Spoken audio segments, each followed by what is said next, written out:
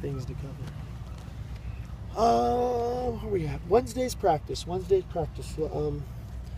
I was really encouraged by our coaching staff's ability to keep an edge. Thought it was evident today. The attention to the details, the focus on the little things.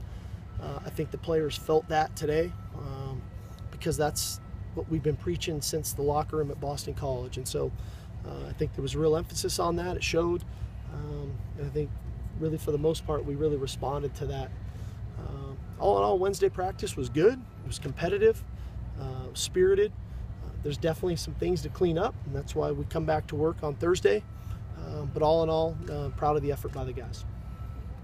Steve, defensively, is there any concern about the confidence or how those guys are going to respond after the game that they had? No, I don't think it's a confidence thing. We've got a lot of players on that side of the ball who've played a lot of football and have played really good football at a high level. I think if anything, their pride's been hurt, and that's not necessarily always a bad thing. I think that it's a prideful group, and they want to go out and show that they're capable of much more, which I believe they are.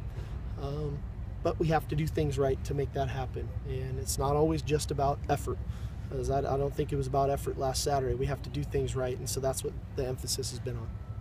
A couple guys exited early today, Khalil Rogers and Uchenna Nwosu. Did those guys get banged up? Khalil's had a little thing with his knee. It has not been serious, but it kind of re-aggravated his knee, so we're just trying to take care of it. Uchenna kind of got hit in the ribs. Again, we don't think it's serious, but something that we're obviously trying to make sure, the health of our players, we have that in our best interests.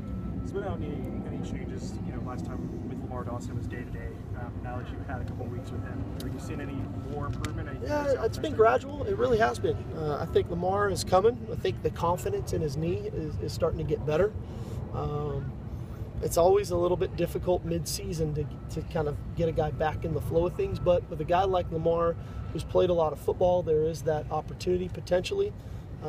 But again, he's got to have 100% confidence in himself and in his own body to make that happen. So to that end, has there been a conversation about possibly taking a redshirt for him? And at what point do you think about there is a potential of that. That really becomes a reality probably more towards halfway through the year.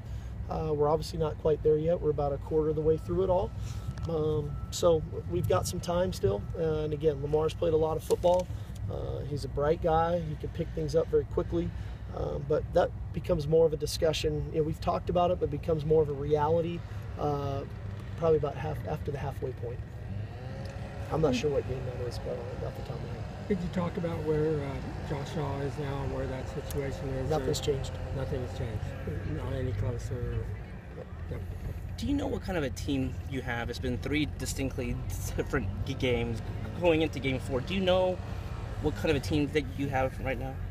I think we've got a team that, again, has tremendous leadership and maturity. I think we're a resilient group, prideful group, a team that's been through a lot. And although we've been through a lot, they have a unique ability to keep their spirits high, and they work extremely hard. I think they're a team that is chomping at the bit to get back out on the field and not keep talking about it, but actually be about it, which is a great thing.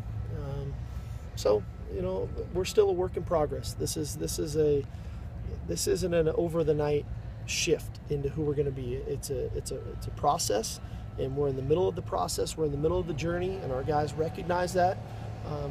But the goal is to continue to get better every time we come out here, and I believe they work at that.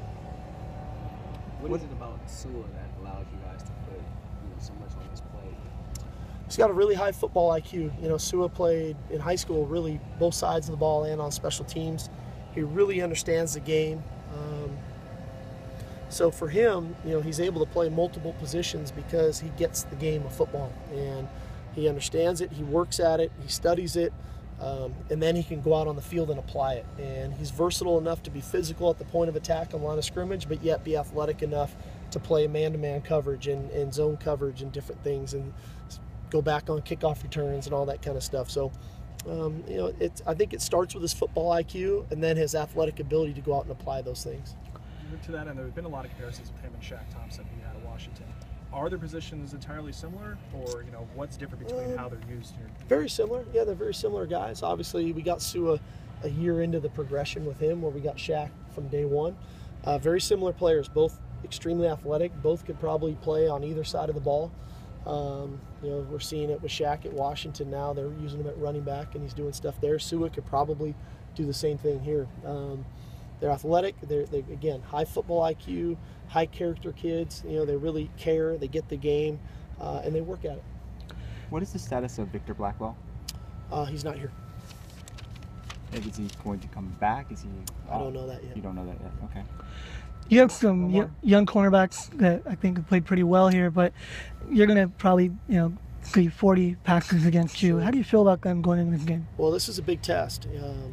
Obviously, it's one thing about skill level, and Oregon State's got talented wideouts, but it's also about scheme, and Coach Riley does a really good job of creating matchups in the secondary. They do a lot of different stack alignments, bunch alignments, and so communication is going to be critical for those guys in the secondary, and then their leverage and understanding the types of routes that they could get, and then there's making the play. After all that stuff, then you have to make the play. So this will be a great challenge for our guys. Sean Manning's a heck of a quarterback, and again, Coach Riley, they've got a tremendous scheme, and so it'll be a unique challenge for our guys. Good.